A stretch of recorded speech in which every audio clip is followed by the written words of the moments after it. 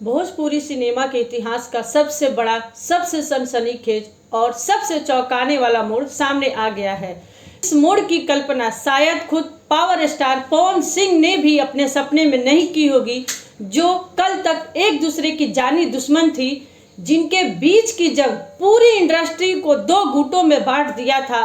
आज वो दोनों महिलाएं एक ही कश्ती पर सवार हो चुकी हैं।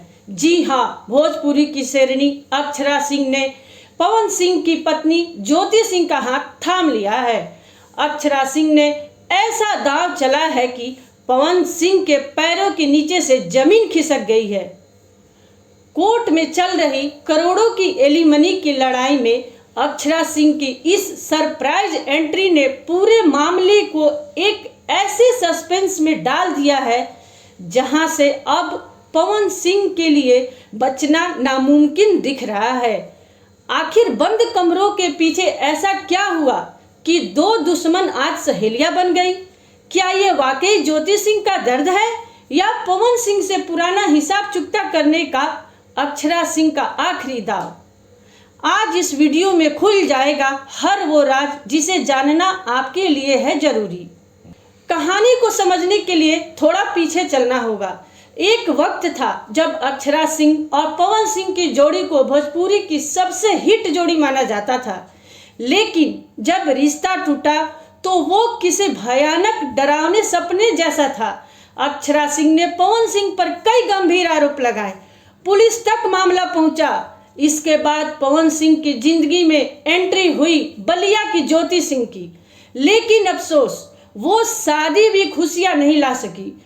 कुछ ही महीनों में ज्योति सिंह और पवन सिंह के बीच का विवाद कोर्ट की चौखट पर पहुंच गया। ज्योति सिंह ने कोर्ट में पवन सिंह से तलाक के बदले करोड़ों रुपए की मांग की। भोजपुरी इंडस्ट्री में सुगबुगाहट थी कि ज्योति सिंह पवन सिंह को बर्बाद करना चाहती है। लोग ज्योति सिंह को ट्रोल कर रहे थे, उन्हें लालची कह रहे थे, लेकिन तभी कैमरे के सामने एंट्री होती है अक्षरा सिंह की। अक्षरा सिंह ने जो कहा उसने भोजपुरी सिनेमा में चूल्हे हिला दी।